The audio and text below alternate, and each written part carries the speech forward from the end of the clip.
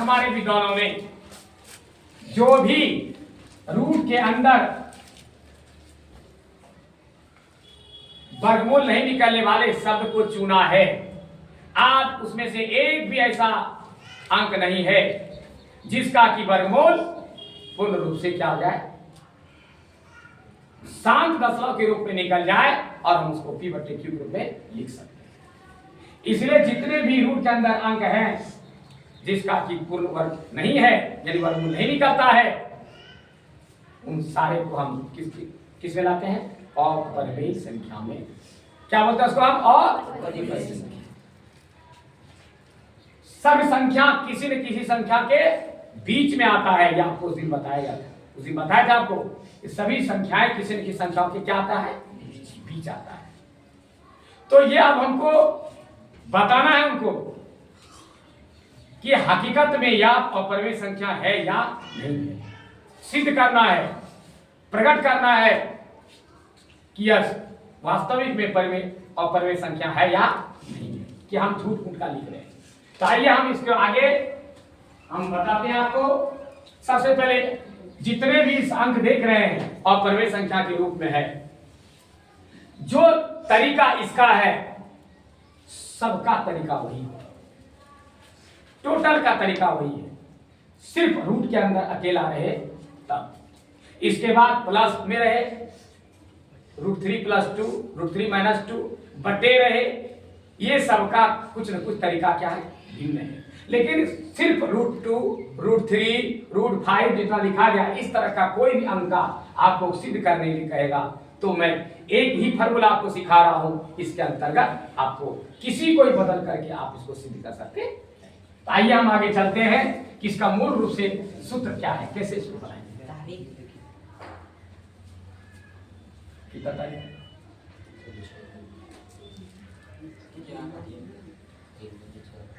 सबसे पहला काम याद रखिएगा, सबसे पहला नंबर जब सिद्ध करने के लिए कहे, सबसे पहला नंबर, पहला टॉपिक क्या करना है, इसको अपोजिट मान लेना है। अपोजिट मतलब उल्टा, अपरिमेय का उल्टा, अपरिमेय का उल्टा परिमेय। माना कि, मान लिया √3 एक परिमेय संख्या है।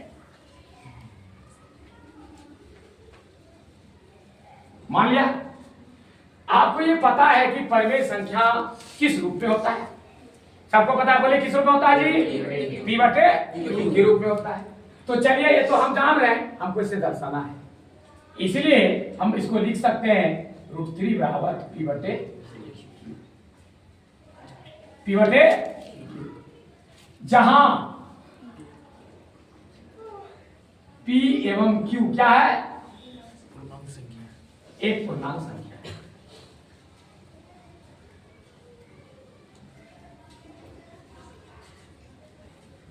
√3 p बटे q, जहां p एवं q एक क्या है, पूर्णांक संख्या। तथा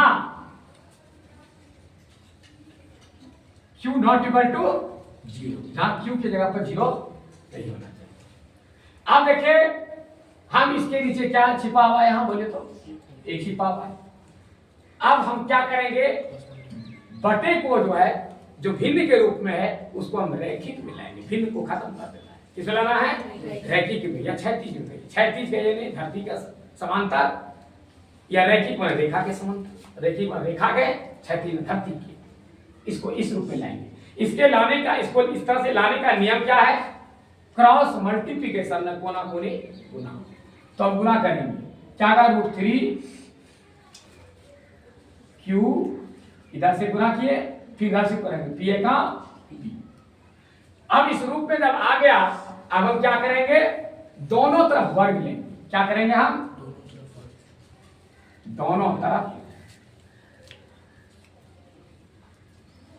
दोनों पक्ष में,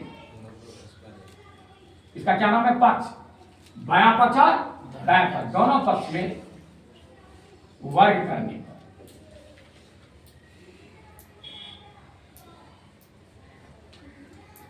यहां पर वर्ग करने का नियम है, आपको वर्ग करना ही पड़ेगा। और जो भी करते हैं हम, ये हमारा मैथमेटिक्स का नियम है कि जब समीकरण बराबर का मतलब था समीकरण, जब बराबर का प्रयोग है जिस X Y Z P Q में जहां भी है वो समीकरण है, और उसमें नियम है कि आपको जो भी करना है बराबर के दोनों तरफ करना है। जिस तरह की एक बाप का दो बेटा है, हिस्सा दोनों को बराबर मिलता है, उसी तरह इसको जोड़े, इसमें जोड़ेंगे तो इसमें भी जोड़ेंगे, वही जोड़ेंगे, यानी कि दो जोड़े आते हैं 3 जोड़ देंगे, या 2 गुना का चेंज कर देंगे, नहीं, 2 जोड़ना दोनों में, 2 घटाना दोनों में, 2 गुना करना दोनों में, 5 करना है तो दोनों में, जो भी करना दोनों करना है, वर्ग लेना है दोनों में, इसलिए जो भी करना है दोनों को करना है, ताकि एक रुष्ट ना हो जाए, दोनों खुश, किसी को किसी झगड़ा नहीं। तो जब दोनों तरफ वर्ग लेंगे तो क्या आ जाएगा स्थिति इसका, इस पर होल स्क्वायर डाल दीजिए, इस पर ऐसा हुआ। अब हम मालूम है हमको कि रूट और स्क्वायर खत्म हो जाता है, क्योंकि किसी भी संख्या को रूट वाले अंक को उसी रूट वाले अंक से गुना करते हैं तो रूट खत्म होकर के एक अकेला अंक रह जाता है। रूट 3 गुना रूट 3 बराबर 3, रूट 2 गुना रूट 2 बराबर 2, रूट 5 गुना रूट 5 बराबर 5, रूट 11 गुना रूट 11, यानी किसी को रूट अंडर रूट अंक के किसी भी को दोहरा देंगे हम गुना करके, डबल कर देंगे गुना में, तो वो क्या जाएगा, तो होल स्क्वायर मतलब क्या है, इसको 2 बार गुना किया गया, रूट 2 क्यू गुना रूट 2 क्यू, ये रूट 3 गुना रूट 3 क्यू, तो रूट 3 मिल करके क्या एक 3 का निर्माण किया गुना करके, तो यहाँ क्या आ जाएगा 3 और ये स्क्वायर हो जाएगा।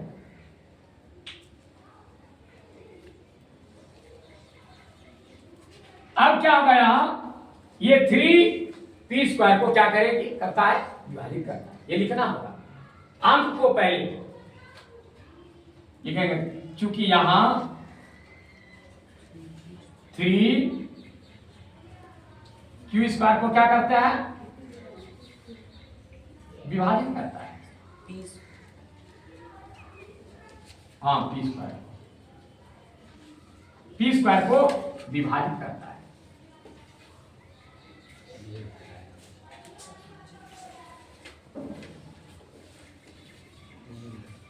इसलिए 3 किसको विभाजित करेगा, जब स्क्वायर मेरे पर विभाजित कर सकता है तो 3p को विभाजित करेगा।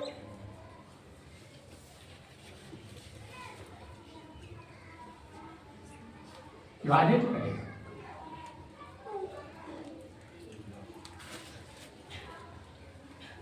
इतना तो हो गया। इसके बारे में हम इतनी बात जरूर लिखेंगे।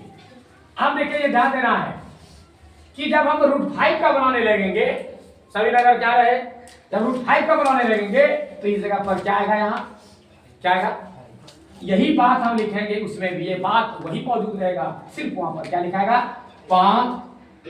5p स्क्वायर को विभाजित करता है, तो 5p को विभाजित करेगा। मान लिया जाए हम रूट 2 का बना रहे हैं तो निश्चित रूप से यहाँ 2 आएगा ना, लिखेंगे 2, यहाँ यही बात लिखेंगे 2p स्क्वायर को विभाजित करता है, इसलिए 2p को भी विभाजित करेगा।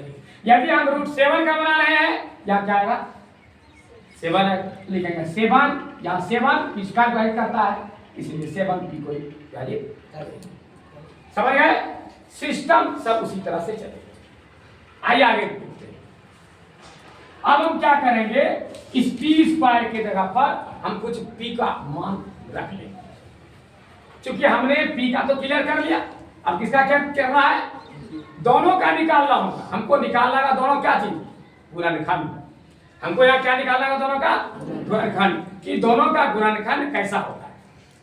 जबकि हम जानते हैं कि किसी भी परिमेय संख्या का उभयनिष्ठ गुणनखंड, उभयनिष्ठ बना जो दोनों से कटे, जो वैसा अंक जो दोनों कटे, जिससे दोनों विभाजित, वह क्या करता है, वह अंक या वैसा अंक जिससे अंश और हर दोनों विभाजित पूरा पूरा हो जाए, वह क्या कहलाएगा, उभयनिष्ठ अंक। ठीक है ना, तो परिमेय संख्या का उभयनिष्ठ गुणनखंड क्या है, क्या है, 1 है। हम ये जान रहे हैं, हम लोगों को पूर्ण रूप से पता है, नहीं पता है तो पता कर लीजिए कि कोई भी परिमेय संख्या का उभयनिष्ठ गुणनखंड केवल 1 होता है। यदि आपको एक नंबर में कर दे क्वेश्चन कि किसी भी परिमेय संख्या का उभयनिष्ठ गुणनखंड से क्या होता है, जवाब दे सकता है ना, क्या होगा, 1। अब हम यहाँ देखेंगे कि इसका उभयनिष्ठ गुणनखंड होता कितना है। तो अभी हमने देखा कि p का उभयनिष्ठ गुणनखंड कितना, p का गुणनखंड 3 निकला, उभयनिष्ठ नहीं आ गया, ये दोनों का निकला तब पता चलेगा। अभी पी का गुणनखंड कितना यहाँ है, अब हमको क्यू का निकालना है कि इसका गुणनखंड कितना होता है। तो क्यू को निकालने के हमको मानना किसको होगा, पी को। किसको मानना होगा, जिसको दिखाए उसी को मानना, जिसको दिखाए उसी को मानना। याद रखिए इस बात को, ये हम इसको नहीं मानना है, जिसको दिखाया है उसी को मानना, जिसको दिखाया याद रहेगा, जिसको दिखाया उसी को मानना, जिसको दिखाया उसी को मानना। तो माना कि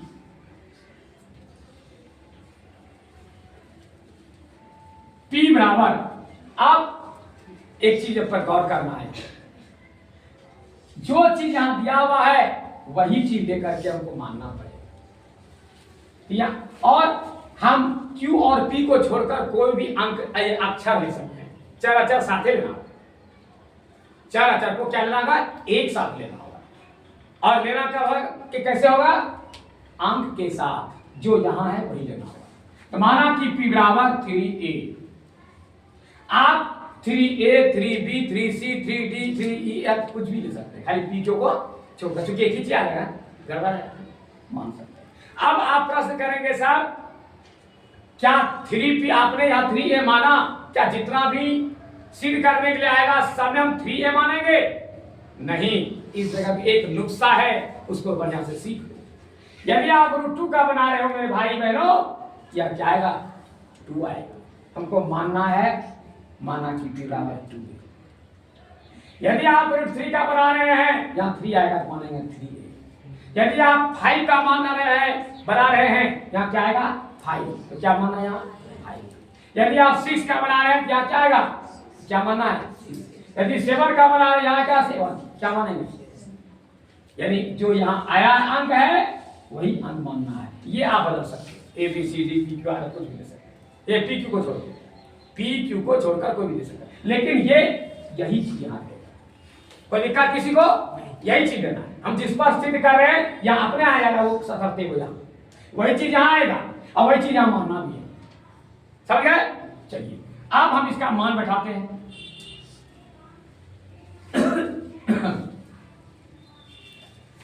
3Q² बराबर 3A पर होल स्क्वायर।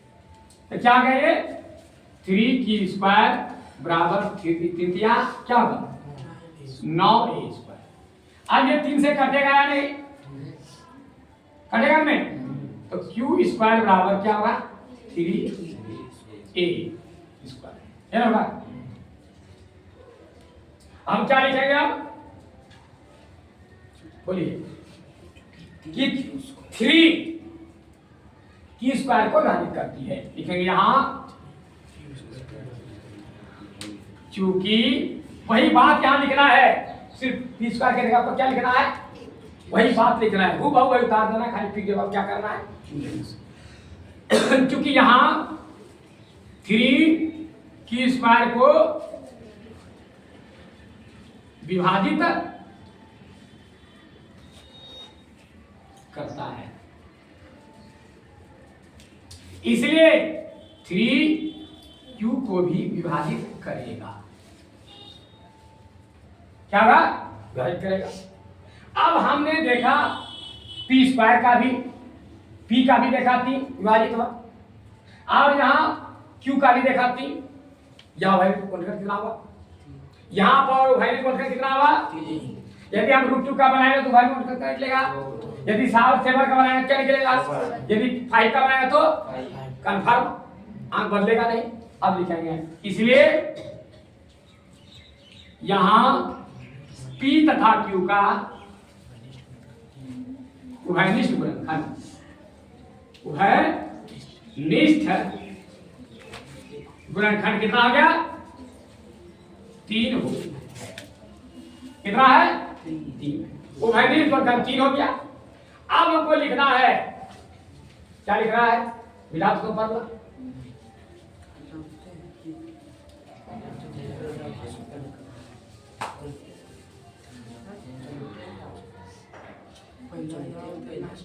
अब वही बात लिखना है, चूंकि हम जानते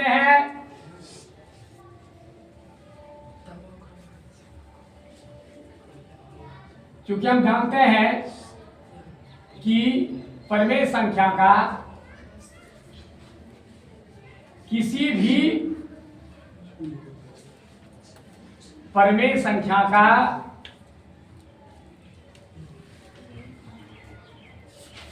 उभयनिष्ठ गुणनखंड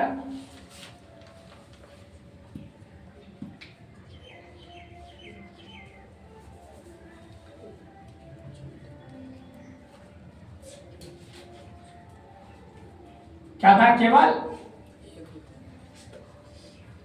एक होता है।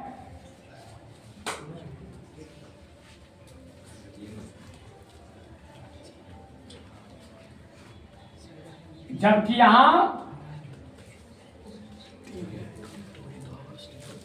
उभयनिष्ठ प्रकरण कितना हुआ?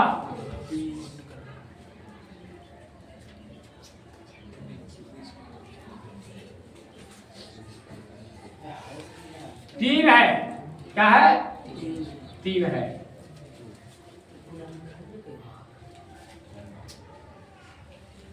इसलिए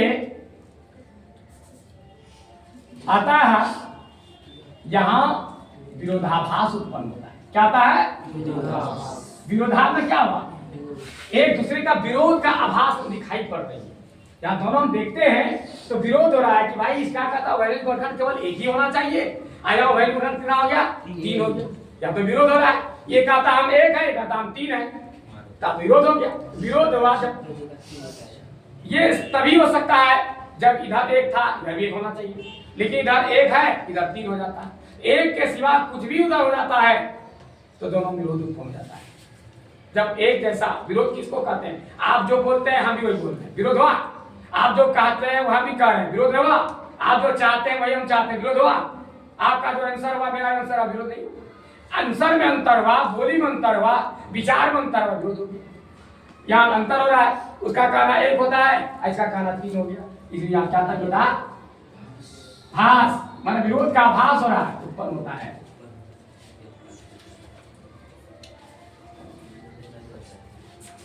इसलिए √3 एक और परमेय संख्या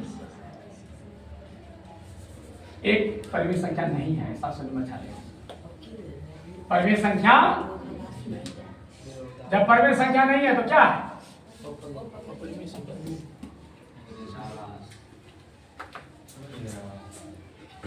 आप इसी को समझिए कि किसी भी प्रकार का आपको बनाने के लिए आएगा तो आप इसी तरह से उसको दर्शा सकते हैं। ठीक है? यदि आपको कोई प्रश्न करना है तो तुम्हारा प्रश्न मेरा जवाब लीजिए। प्रश्न कीजिए कि सर यहाँ पर 3 क्यों लिख दिए, 2 क्यों लिखे, 5 क्यों लिखे, 4 क्यों लिखे, यहाँ स्क्वायर हो गया यहाँ तो पावर क्यों कर दे दीजिए, प्रश्न कर सकते हैं। जो नियम था मैंने सारा नियम आपके सामने, इसलिए कहीं किसी को तकलीफ है बोलिए, यदि नहीं तो मिटाऊंगा मैं। उतार लिया था उसे ना, किसी को उतारना नहीं है, उतारना है, समझ गए ना?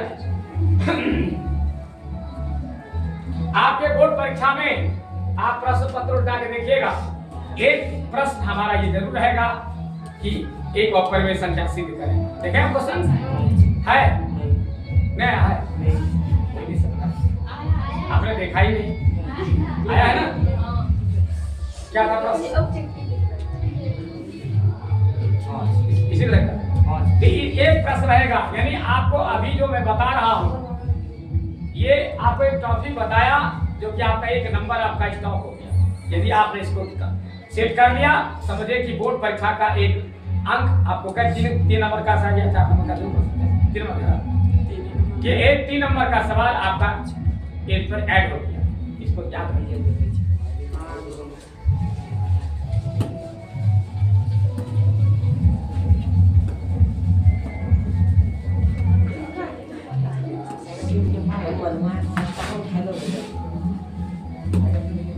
आप देखिए ये तो था सिर्फ √2, √3, √5, √6, √7 का अकेला कहेगा था।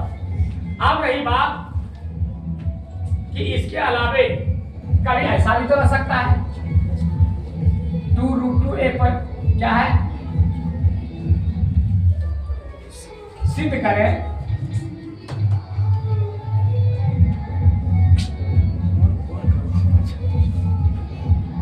रूट 2 एक अपरिमेय संख्या है।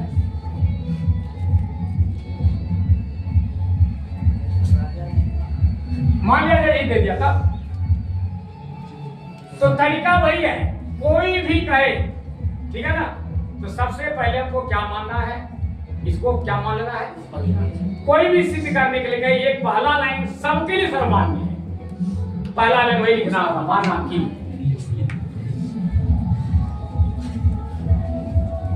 2√2 ये क्या है, परिमेय संख्या है।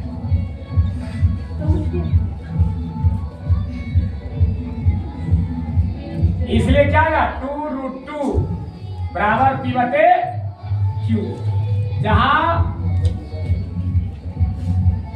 P एवं Q ये क्या है, पूर्णांक संख्या है। ये देखिए पूर्णांक संख्या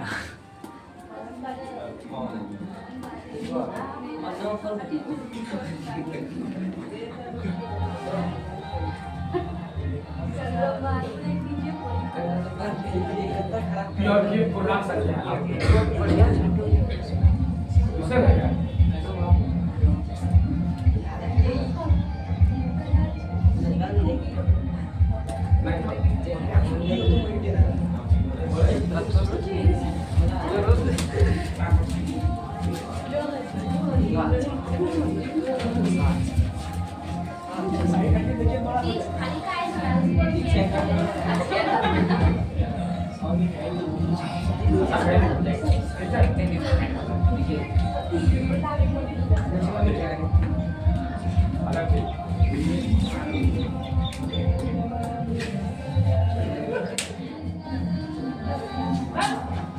P1Q एक पूर्णांक संख्या है, ठीक है।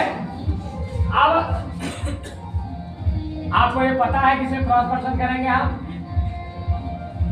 2√2Q बराबर क्या होगा, C।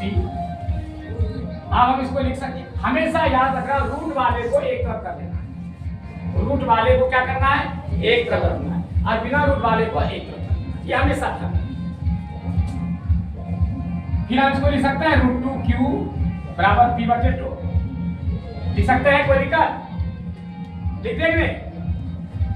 इसको हमने लाया तो गुणा का उल्टा क्या आया, आग हो जाएगा। अब आपसे मैं सवाल कर रहा हूं कि P को मैंने पहले कहा P/Q का एक पूर्णांक संख्या है, यदि मैं यहाँ पूर्णांक संख्या कोई भी अंक रख दूंगा तो ये क्या कहलाएगा, बोलिए क्या कहलाएगा, एक परिमेय संख्या।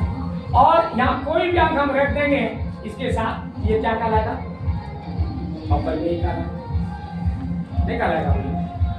इसको हल करिएगा, यदि इसको हम हल करते हैं, इसको भी हल करते हैं, तो क्या यहाँ पर अंक बैठाते हैं, अगर घटाते हैं तो क्या हो जाता है, ये किस स्थिति में आता है, देखिए तो यह एक अपरिमेय संख्या को सिद्ध करता है। क्योंकि √2 क्या है, पहले पढ़ चुका है, √2 क्या है, एक अपरिमेय संख्या। तो अपरिमेय की संख्या के साथ किसी चीज को गुणा करोगे तो हमेशा क्या, किसी पूर्णांक को गुणा करोगे, यदि अपरिमेय संख्या के साथ आप पढ़े हैं कि अपरिमेय गुना परिमेय बराबर क्या होता है, बोलिए, अपरिमेय के साथ परिमेय संख्या गुणा करें क्या कहलाएगा, अपरिमेय कहलाएगा। तो इधर का हल क्या होगा, बाएं तरफ का हल क्या होगा, इधर का क्या होगा, ऊपर हुआ कि नहीं, ऊपर हो गया। हम लिखेंगे यहाँ, क्योंकि हम जानते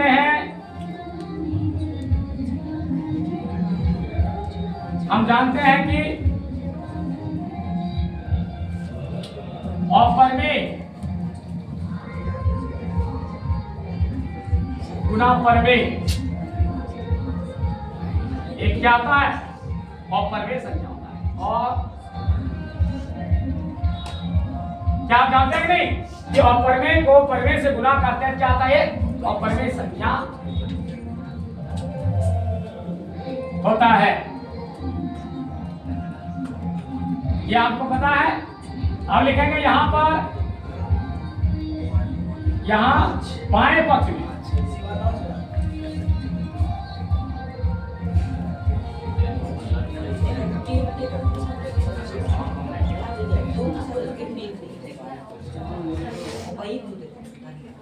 यहाँ बाएं पक्ष में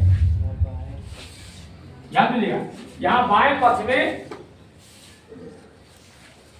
बाएं पक्ष का हल, यहाँ बाएं पक्ष का हल एक क्या है?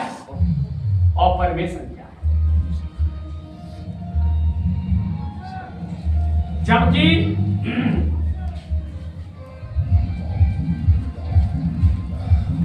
दाएं पक्ष का हल एक क्या है? परिमेय संख्या है कि नहीं? देखिए आता है, यहां क्या उत्पन्न होता है? क्या लिखना आता है? यहां विरोधाभास उत्पन्न होता है, विरोधाभास उत्पन्न होता है।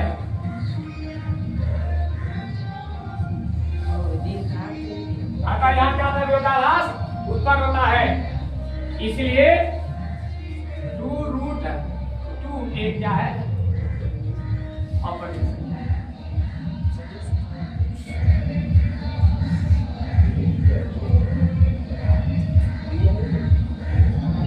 √2 एक अपरिमेय संख्या है। अब इस तरह से जितना भी अकेला अंक गुना बोला है, 2√2, 3√2, 3√5 कुछ भी रहे, उसका तरीका नहीं। इसी तरह से आपको आगे बढ़ना है। सिर्फ 1, 2,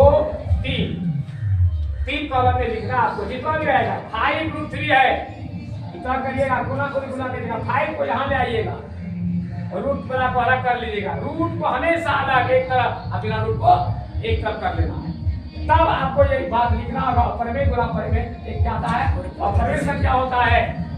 ठीक है, यहाँ बाएं पक्ष का हल एक अपरिमेय संख्या है।